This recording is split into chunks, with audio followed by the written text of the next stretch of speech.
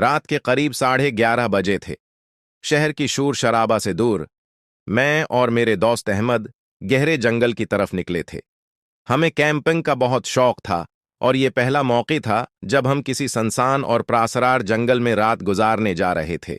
रास्ता टूटा हुआ और घना था। हर तरफ दरख्तों की लंबी छावों और हवा में कुछ अजीब सी खुश खुश की आवाजें थीं। क्या तुम्हें भी लगता है कि यहां कुछ अजीब है? अहमद ने कानों को थामते हुए पूछा। मैंने हंसकर जवाब दिया, शायद ये सिर्फ जंगल की आवाजें हैं, कोई बात नहीं। हमने अपनी टेंट लगाने की जगह मुंतखब की, जो एक छोटे से खुले मैदान में थी। जमीन नरम थी और अर्द गर्द घने दरख्तों ने एक तरह की छांव पैदा कर रखी थी। आग के लिए लकड़ियां इकट्ठी की और टेंट के गर्द बैठ गए। इब्तिदाई खुशी के बाद रात का सकूत हमारे अंदर खौफ के एहसासात जगाने लगा। हर दरख्त की हल्की हरकत, हर परिंदे की दूर की आवाज जैसे कुछ छिपा हुआ हो। अहमद ने बताया कि इस जंगल में कई साल पहले एक नौजवान लड़के की गुमशुदगी हुई थी। मैंने हिंसते हुए कहा, ये तो बस किस्से कहानियां हैं, हकीकत कुछ और है। लेकिन जैसे ही हम आग के अर्द गर्द बैठे, हुआ में खुश खुश की आवाजें बढ़ने लगें। मैंने उधर उधर देखा, लेकिन सिर्फ दरख्त और उनकी साए थीं। अचानक अहमद ने अपनी टार्च की रोशनी दरख्तों की तरफ मोड़ी और एक लम्हे के लिए हमें कुछ स्याह हरकत नजर आई। तुमने वो देखा? अहमद ने कानों को थामते हुए कहा। मैंने सर हिलाया, लेकिन अंदर से एक अजीब सा खौफ महसूस हुआ। हमने उसे अपनी आंखों की धौका समझ लिया, मगर दिल के अंदर एक अजीब लर्जा रह गया। रात के 1 बजे के करीब हमने फैसला किया कि थोड़ा खाना खाएं और आग के करीब बैठें। लेकिन जैसे ही हमने खाना निकाला, टेंट के करीब कुछ हरकत महसूस हुई। पहले हमने उसे जानवर समझा, मगर जब अहमद ने करीब जाकर देखा, वहां सिर्फ खाली जमीन पर कदमों के निशान थे जो टेंट की तरफ बढ़ रहे थे। ये देखकर हमारा खौफ बढ़ गया। हमने सोचा कि शायद कोई और कैंपिंग करने वाला हो, लेकिन जंगल में कोई और नजर नहीं आ रहा था।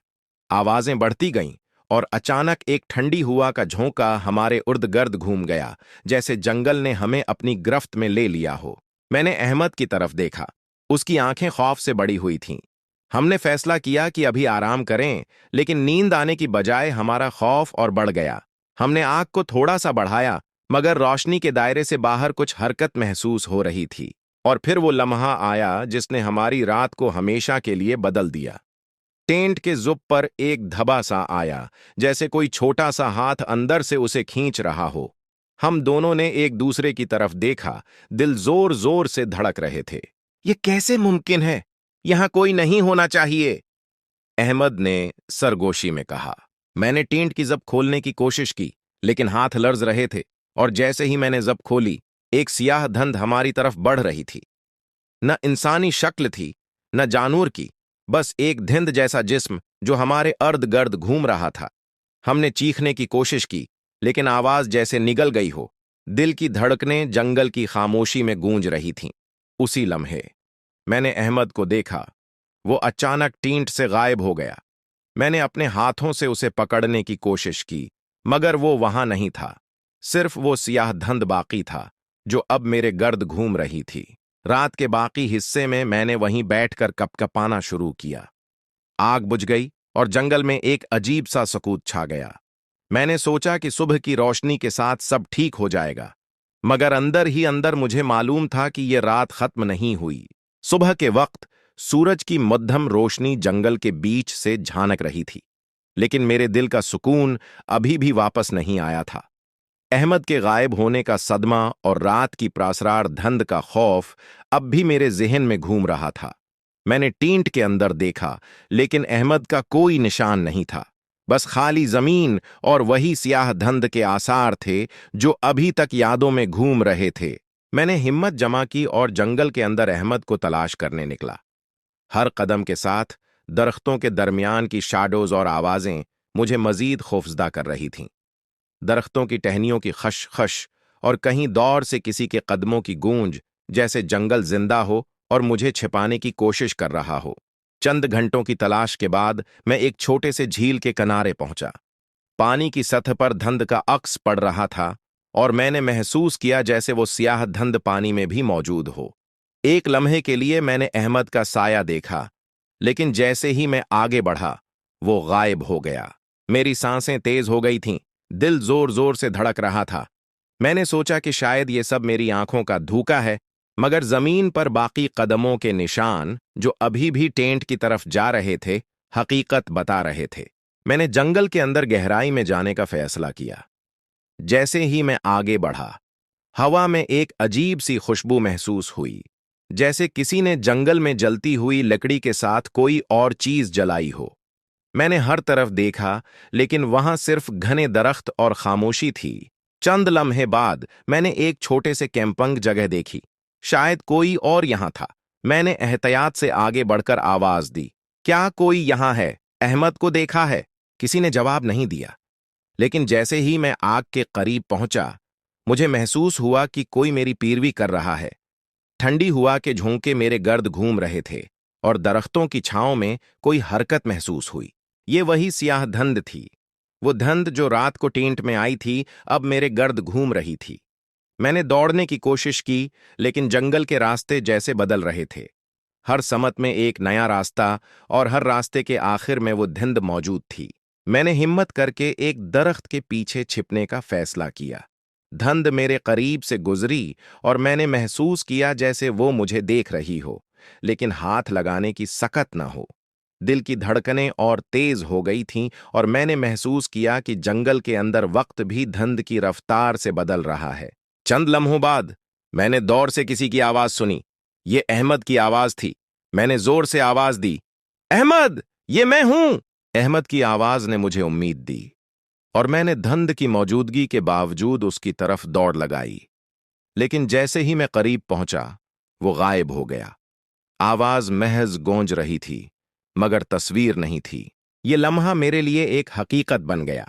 अहमद को तलाश करना आसान नहीं था, और ये सियाह धंध जंगल के अंदर किसी का शिकार बन चुकी थी। मैंने जंगल के अंदर और गहराई में जाने का फैसला किया, लेकिन साथ ही मैं जान गया कि हर कदम के साथ खतरा बढ़ रहा है और रात करीब आ रही थी। रात के करीब मैंने एक पुराना बोसीदा सा कैंपिंग शेल्टर देखा। मैंने सोचा, शायद यहां कोई रह गया हो, या शायद ये शेल्टर मुझे धंध से कुछ वक्त के लिए बचा सके। लेकिन जैसे ही मैं अंदर दाखिल हुआ, ठंडी हवा का एक झोंका आया और दरवाजा अपने आप बंद हो गया। मैंने महसूस किया कि धंध मेरे उर्द गिर्द घूम रही है, और मैंने सुना अहमद की आवाज दोबारा, लेकिन इस बार वो दूर की धंध में गम हो रही थी। मैंने दरवाजा खोलने की कोशिश की, लेकिन बाहर के रास्ते दरख्तों की छांव में एक धंध के जिस्म की शक्ल में जाहिर हो रहे थे।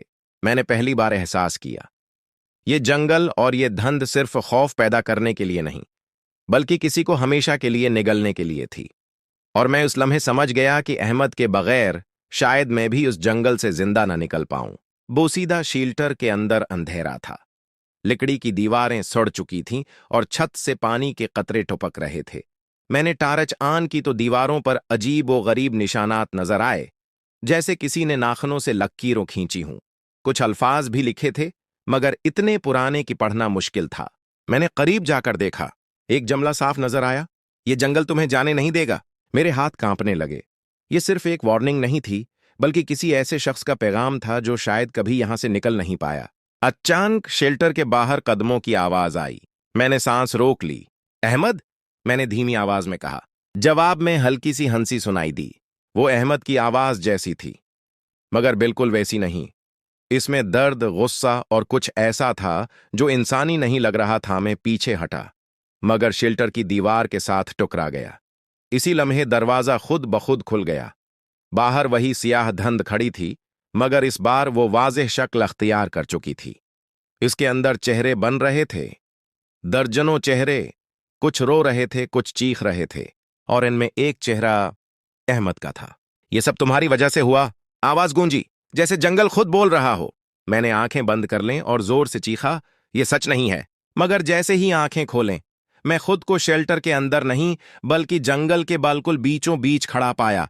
चारों तरफ दरख्त थे, मगर अब वो पहले जैसे नहीं लग रहे थे। उनके तने इंसानी जिस्म जैसे मुड़े हुए थे, और शाखें हाथों की तरह मेरी तरफ बढ़ रही थीं। जमीन से सरगोशियां उठ रही थीं। रखो, हमारे साथ रहो। मैंने दौड़ना शुरू किया। लेकिन जितना भागता, जंगल इतना ही गहरा होता जाता। सूरज गायब हो चुका था, हालांकि अभी शाम भी नहीं होनी चाहिए थी। वक्त यहां अलग तरीके से चल रहा था। दौड़ते दौड़ते मैं एक पुराने मंदिर जैसे मकाम पर पहुंच गया। वो शायद किसी जमाने में इबादत के लिए इस्तेमाल होता था, मगर अब वहां सिर्फ तबाही थी। दीवारों पर खून जैसे धब्बे और दरमियान में एक गहरा गड्ढा। मैंने गड्ढे में झांका तो मेरी सांस रक गई। वहां हड्डियां थीं, बेशुमार इंसानी हड्डियां। अचानक मेरे पीछे आवाज आई, ये सब यहां रह गए थे। मैंने मड़कर देखा, वो अहमद था, मगर वो मेरा दोस्त नहीं लग रहा था। उसकी आंखें मुकम्मल सियाह थीं और उसका जिस्म धुंध में घुला हुआ था। ये लम्हा मेरे लिए एक हकीकत बन गया। अहमद को तलाश करना आसान नहीं था, और ये सियाह धुंध जंगल के अंदर किसी का शिकार बन चुकी थी।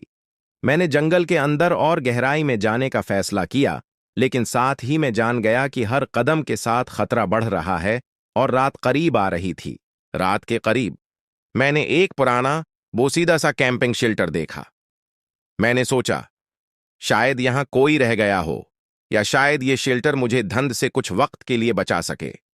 लेकिन जैसे ही मैं अंदर दाखिल हुआ, ठंडी हवा का एक झोंका आया और दरवाजा अपने आप बंद हो गया। मैंने महसूस किया कि धुंध मेरे उर्द गर्द घूम रही है, और मैंने सुना अहमद की आवाज दोबारा, लेकिन इस बार वो दूर की धुंध में गम हो रही थी। मैंने दरवाजा खोलने की कोशिश की, लेकिन बाहर के रास्ते दरख्तों की छांव में एक धुंध के जिस्म की शक्ल में जाहिर हो रहे थे। मैंने पहली बार एहसास किया, ये जंगल और ये धुंध सिर्फ खौफ पैदा करने के लिए नहीं, बल्कि किसी को हमेशा के लिए निगलने के लिए थी।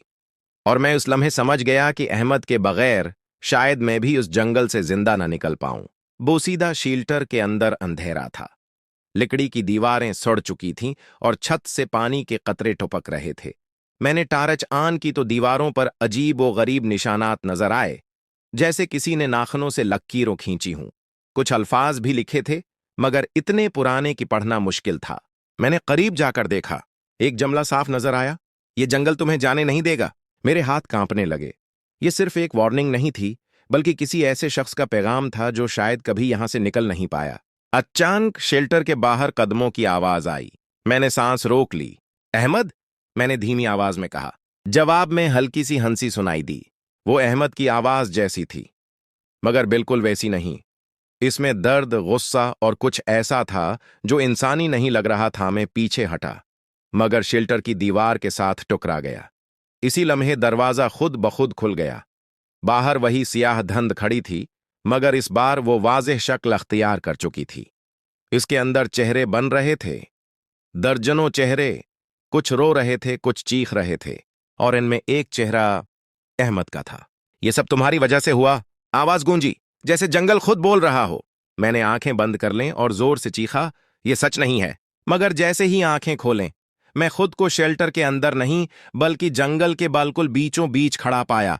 चारों तरफ दरख्त थे, मगर अब वो पहले जैसे नहीं लग रहे थे। उनके तने इंसानी जिस्म जैसे मुड़े हुए थे, और शाखें हाथों की तरह मेरी तरफ बढ़ रही थीं।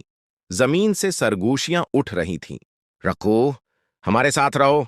मैंने दौड़ना शुरू किया, लेकिन जितना भागता, जंगल इतना ही गहरा होता जाता।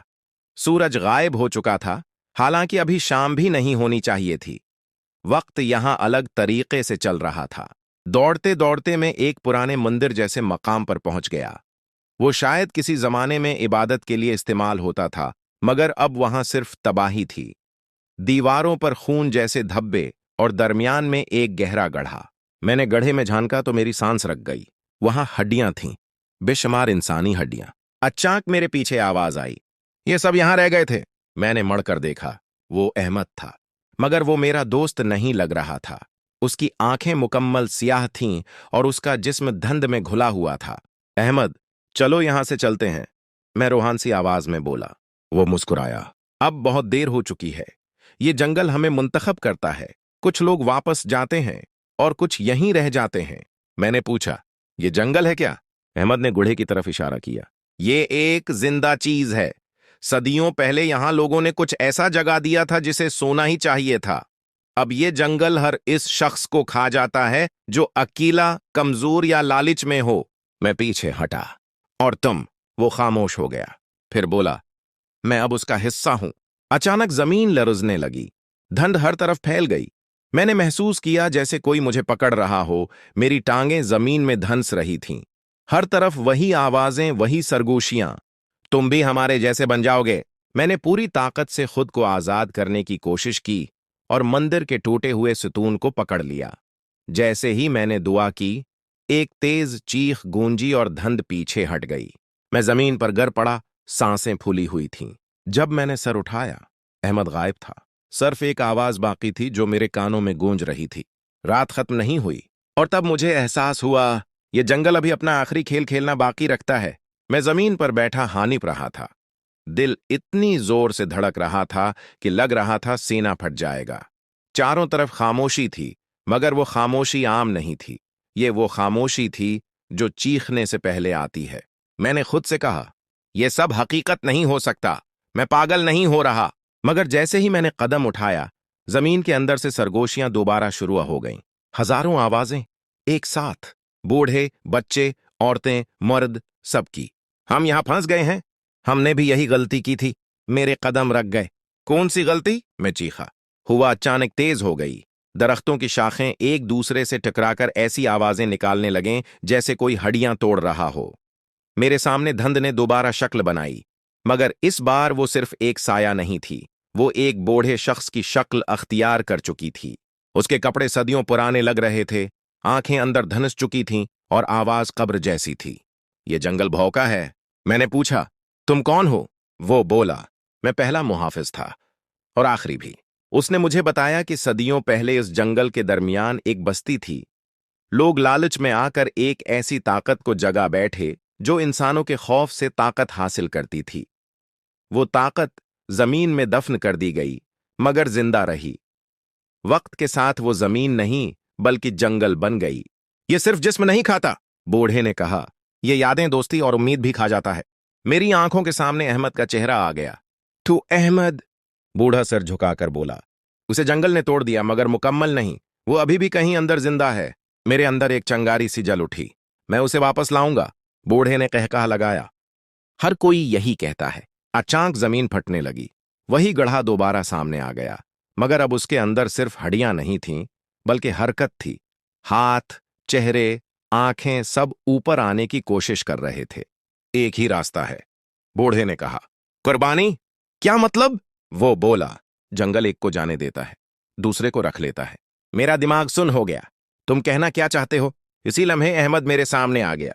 इस बार वो रो रहा था। मुझे छोड़ दे। अगर तुम रहे तो कम इज कम एक तो बचेगा। मैंने उसका हाथ पकड़ने की कोशिश की, मगर वो धंध बनकर बिखरने लगा। नहीं, मैं तुम्हें ऐसे नहीं छोड़ सकता। जंगल गरजा। दरख्तों की जड़ें जमीन से निकलकर मेरे पैरों को जकड़ने लगें। फैसला करो। आवाज आई, या तुम या वो। मेरे जहन में हमारी सारी यादें घूम गईं। हंसी, सफर, ख्वाब। मैं चीखा, अगर मैं खुद को कुर्बान कर दूं तो? अचानक सब कुछ रख गया। हुआ थम गई। धंध साकत हो गई। बूढ़े की आवाज आई।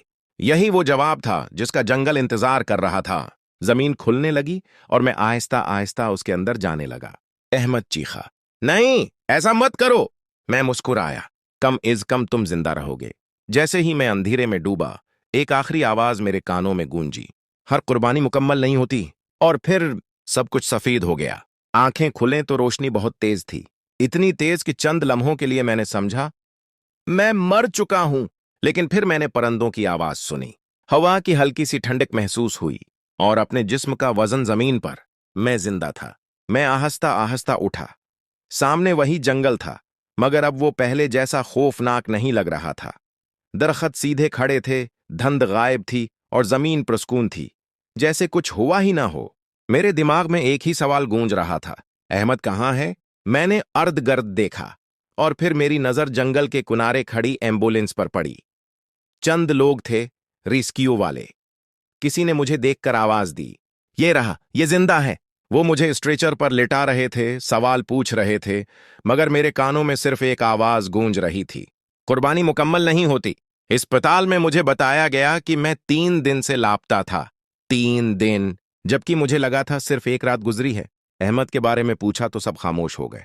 एक डॉक्टर ने आहिस्ता से कहा, तुम अकेले मिले थे, किसी और का कोई रिकॉर्ड नहीं। मेरा दिल डूब गया।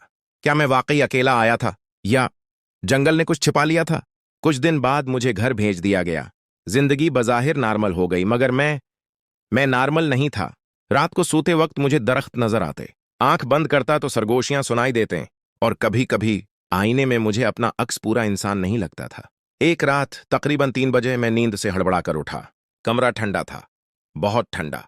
मेरे मोबाइल पर एक नोटिफिकेशन ब्लिंक कर रही थी, अननोन नंबर। पैगाम खोला तो हाथ कांप गए। तुमने वादा तोड़ा। मैंने फौरन रिप्लाई किया। कौन हो तुम? चंद सेकंड बाद जवाब आया, जो तुम पीछे छोड़ आए थे। उसी लम्हे कमरे की लाइट बुझ गई, हवा तेज हो गई, और दीवार पर एक साया नमूदार हुआ। वो साया आहिस्ता आहिस्ता वाज़ेह होने लगा, और फिर मैंने उसे पहचान लिया, मगर वो वैसा नहीं था जैसा मैं जानता था। उसकी आंखें स्याह थीं, चेहरे पर वही अधूरी मुस्कुराहट। तुमने कहा था कुर्बानी दोगे, उसकी आवाज गूंजी, मगर जंगल ने तुम्हें वापस भेज दिया। मैं पीछे हटा। मैंने खुद को दे दिया था। वो हंसा। नहीं, तुमने सिर्फ जिस्म दिया था, तुम्हारी रूह अभी बाकी है। अचानक मुझे सब समझ आ गया। जंगल ने मुझे छोड़ा नहीं था, उसने मुझे वापस भेजा था, एक दरवाजे की तरह, एक रास्ता। अहमद मेरे करीब आया। अब तुम्हारी बारी है नए लोगों को लाने की। मेरे कानों में वही सरगोशियां गूंजने लगे, हजारों आवाजें, हजारों चेहरे। और तब मुझे याद आया, हादसे के बाद मैंने एक बात नोट नहीं की थी। मुझे अब अंधेरे से डर नहीं लगता था, बल्कि अंधेरा मुझे अपना लगता था। अगले हफ्ते मैंने दोबारा कैंपिंग की पोस्ट लगाई। कैप्शन में लिखा, एक प्रस्कोन जंगल, बिगिनर्स के लिए बेहतरीन जगह।